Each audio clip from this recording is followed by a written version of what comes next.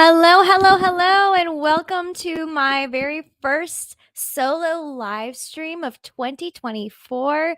Can everyone believe that this is happening, that it's February? One of my goals for this year was to do a better job of creating content on the fly, not overthinking it. And this new setup that I have is kind of the first iteration of that. So, you cannot see right now, but in front of me, I have a Sony camera. There are two computers actually linked to each other, two Macs. I have a Stream Deck in front of me. It looks something like this. And let's just say, even though I've been remote podcasting pre-recorded content for quite some time, I have to get a few reps in on this live stream stuff. So if you are watching me for the first time and you don't know who I am, let me give you a quick introduction. Hello, my name is Rita. I am the executive founder and producer of Reignite Media. We are a podcast production agency who specializes in B2B content production and strategy overall. We also offer one-to-one coaching sessions as well. So I don't have a sponsor for this stream, so I decided to sponsor myself. So thanks for tuning in to your surprise sponsor message. But let's get into today's topic. If you are watching this later, thanks for joining. You are probably wondering, okay, how do I record a pre-recorded podcast? So before we get into that, I need to quickly specify the difference between pre-recorded podcasts and live podcasts, live streamed. And it's pretty, straight to the point, you would think, but the way that you do both really affects the tools that you use and your process as well. So when we're thinking about a pre-recorded podcast, that means you're not hopping on a stream and pressing a button, recording, and, like just going out into the world. You're taking some steps to pre-record it, edit it, and then post it after the fact. Now, the cool thing is when you do that, if you are new to podcasting and you get a little nervous live, you can still edit and post the podcast to a live stream after if you want to syndicate it in that way while still getting your reps in practicing how to interview and how to do all that. And if you get moments where you're trying to figure out what to say or how to say it, and you're kind of stumbling over your words a little bit, pre-recorded is really user friendly and kind of beginner friendly for that. Also, even if you are a pro, there might be some podcast guests who are more likely to say yes to a pre-recorded podcast if they need to see the content before. If they have a team and there's approvals that are needed, pre-recorded podcasts are kind of the best way to go about that. But if your target audience or target guests don't really worry about that and aren't concerned about it, live streaming is just, you are seeing this live in the moment right now. This is not being edited. I'm pressing my button in StreamYard and we are hanging out and sharing this information together. So that's just a quick, entry into what types of recordings you can do based on your workflow. And we're going to dive into a little bit what tools I would recommend for either based on your style of how you want to record these episodes. So let's talk a little bit about your starter kit. Let's talk about what things that you need, what equipment it is that you need in order to get started. Okay.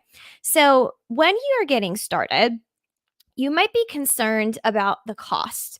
You might be concerned that, potentially the cost of getting started with your podcast equipment is going to be exceptionally high because it can be expensive, but you don't need the most expensive Rode mic. You don't need all the bells and whistles to just get started on a pre-recorded virtual podcast. So there are three important things that I would definitely recommend. Obviously, number one, microphone. All right, you need a microphone. Now, microphones are a little bit of a touchy topic because everyone has their own preference as to what microphone they like and which way they like to use it. But I find that if you are just getting started and doing your virtual episodes, that this microphone right over here, this Audio Technica microphone, is the most affordable and beginner friendly. Now, here's the reason why. When you do a podcast recording, you are either doing it in person, which we are not talking about today, or you are doing it virtually.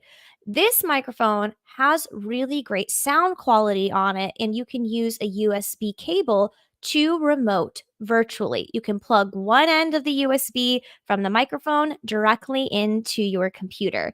And later down the line, if you wanted to record in person, if you wanted to record in person, you could use this same exact microphone with a different cable to do so. So rather than buying a microphone that is only intended for virtual use and spending a substantial amount of money on that, buy a microphone that is versatile, that's going to grow with you.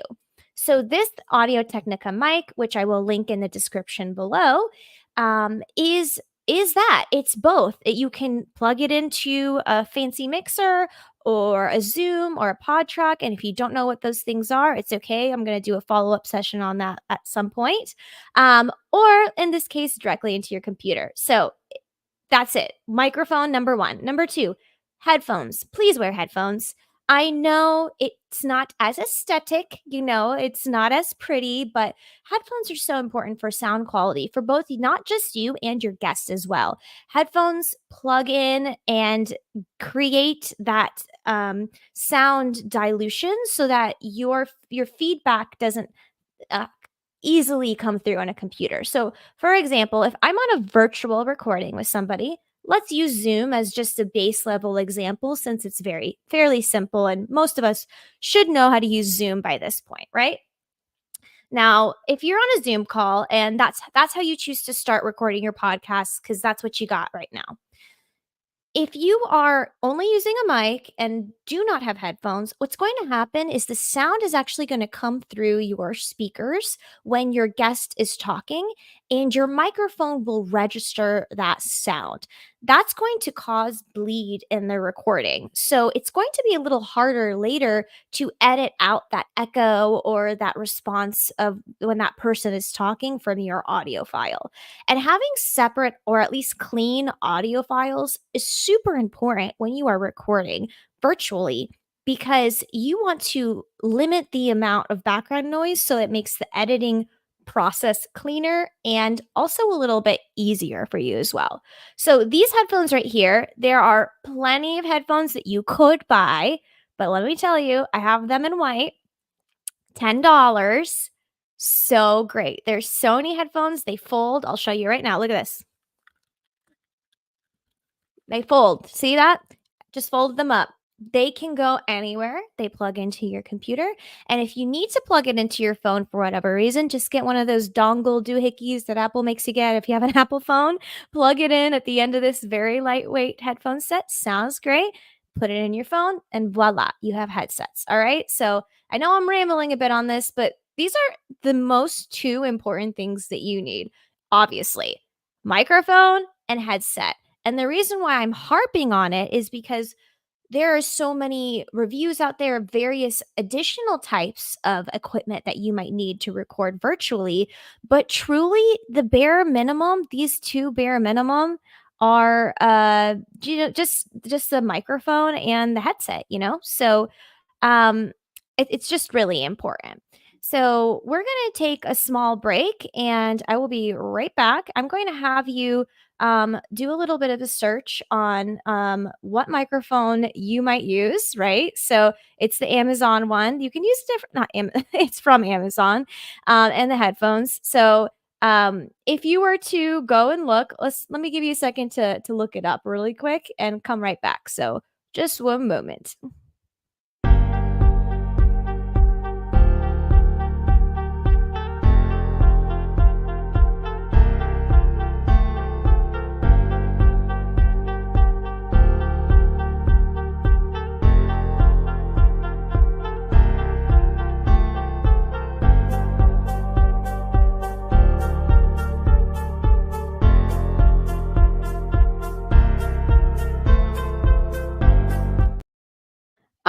back. I gave you a couple minutes to simmer on that. So let's just move right along into the next couple things that you need. Good lighting. Good lighting is very important. You don't need to buy very expensive lighting, but you need good lighting. So I would recommend for your virtual recording, like getting good lighting in order to have the best possible final results. These lights are great. There's two of them. They come in a pack. They're around $30. They're super lightweight. You can set them up and basically be ready to go in a couple minutes. Now, you could get other fancy lighting options. This little sunlight here I got from I thrifted at Second and Charles for $9. And colored lights really add, if you can see right here as I'm moving this microphone, they really add a nice ambiance to the background. So yeah, you don't have to do that, but I guess getting started, those would be the first couple things that you need. So lights, camera, action, right? Lights, microphone, headphones. Now at this point, you're probably wondering, okay, I get it. Like we understand the equipment. How do I actually do the remote interview with a guest? So I would recommend getting a software subscription to a platform of your choice, but my platform of choice currently is Riverside for Riverside.fm for remote recording. And basically, what's the difference between using Riverside and something like Zoom, right? The difference is that when you are using Riverside versus Zoom for your remote recording, Riverside gives you access to what are called separate files. And if I go ahead and click in on this, you might be able to see it. We can take a look at it together. So I'm sharing the Riverside page here so we can take a look and see. But basically, it feels like a Zoom call where it's you and another person on the call. But on Riverside, the difference is that you can actually have separate tracks for your audio and your video. So let me give you an example of why this is relevant. Let's say you are interviewing a guest. Hello, Mr. Smith. How are you doing today? Please tell us your name and where you're from, right? Mr. Smith starts talking. He's like, hey, what's up? I'm calling in from California. And all of a sudden, his dog, right in that moment, starts barking when he's about to talk more about himself. And it's an important part of that conversation. That's a little frustrating because now it's hard if you are trying to take back over the conversation as the host to cut that dog barking out. Now, there's only so much you can do in that moment, but separate audio tracks will give you a better chance of editing and cleaning up that audio versus just having one. And also, Riverside is really leveling up when it comes to the tools that it allows you to use in your post production as well, which Zoom would not do. And one of those things is AI. AI is really ramped up with Riverside right now. They're doing some great things. They give you an option to do a transcription and even some auto generated clips as well. So if you're brand new to podcasting and you are just starting out doing your remote interviews, it will allow you the opportunity to do some auto generated clips. Now, just like any other type of AI, it has its quirks. It's not 100% perfect, but I can assure you that I'm 80% sure you'd at least get one good clip to repurpose and promote your episode after you've done the remote interview. So basically, that is a really easy tool to get started with. You sign up for Riverside, and whenever it's time for your guests to hop on the call, just like you would invite them to a Zoom meeting on Google Calendar, you would just use the Riverside meeting link instead and put it on your Google Calendar to invite your guests.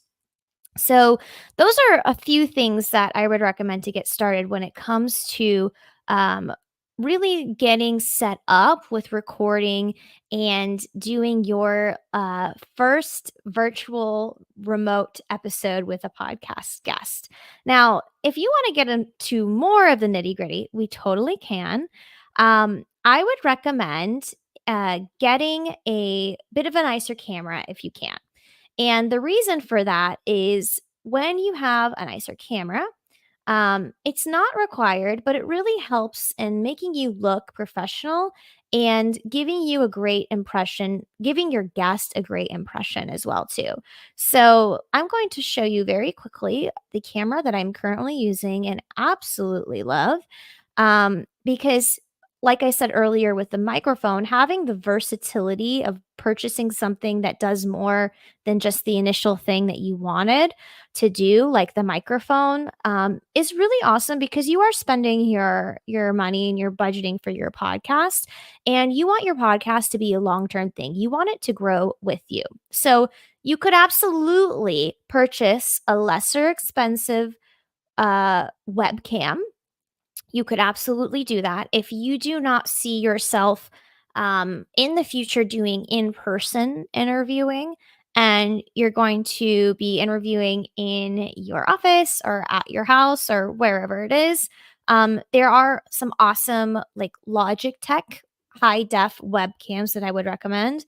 But I love this Sony camera because it allows you to utilize it as if it were a webcam just by plugging it in directly into your computer. So it's the Sony EZ-VE10, and I'm just using the base lens that comes with the camera. It looks just a little bit something like this, so I'm gonna show it to you. There it is. And, this whole other fancy kit that you're seeing on screen, I don't have all those get gadgets and gizmos aplenty. All I have is this right here. So this camera. And I love it because if you are new to cameras, like I was when I bought this, there's not much that you have to do with it. You just literally plug it in with a USB-C directly from the camera into your computer, and make sure to set it to USB streaming. And I'll set in the description, I'll send you a little link on how to do that if you decide to purchase this camera. Um, and by the way, I'm not plugging this for myself. Like, I'm not sponsored by any of these people. I'm just telling you to educate you, but just as a small disclaimer. But yeah, you just get this, plug it in, and then there you go. You look something like this with a few lights. Um, and it's one of the more, when you're thinking about fancier mirrorless cameras, more budget friendly ones. Um, but why I love it is eventually, if you do decide to record in person, you can use this same camera for that intention, for that purpose. You can also use it to vlog. You can use it for photos. So if your guests were with you in person, if you got to that point, you could do that. So rather than spending, say, I don't know, 200, 300 sometimes dollars. There's lower budget webcams that are high def, but rather than spending all that money on a webcam, for me, if I'm thinking long term, I'm looking for duality out of my equipment. So definitely would recommend this Sony camera. And what happens is that it also helps with the repurposing content as well because it looks a little better, right? So it just we're trying to set up everything, you know, before we record for our best chance at success. So those are like kind of semantics of the equipment and then the software itself. But there is something else that is exceptionally important when it comes to recording your remote podcast that has absolutely nothing to do with the equipment or the software. And that is you. That is your level of preparedness, your level of preparation, so that the interview itself feels natural. So it feels engaging, and it ultimately creates great content. Because at the end of the day, no matter what equipment you use, whether you're using an iPhone or a fancy big Sony camera, whatever it is, if the conversation doesn't leave your listeners wanting more and your guest feeling heard and excited and valued, no one will enjoy the experience after the fact of the remote recording, right? So remote recordings have a little bit of a different dynamic than in person, which is why I'm bringing this up.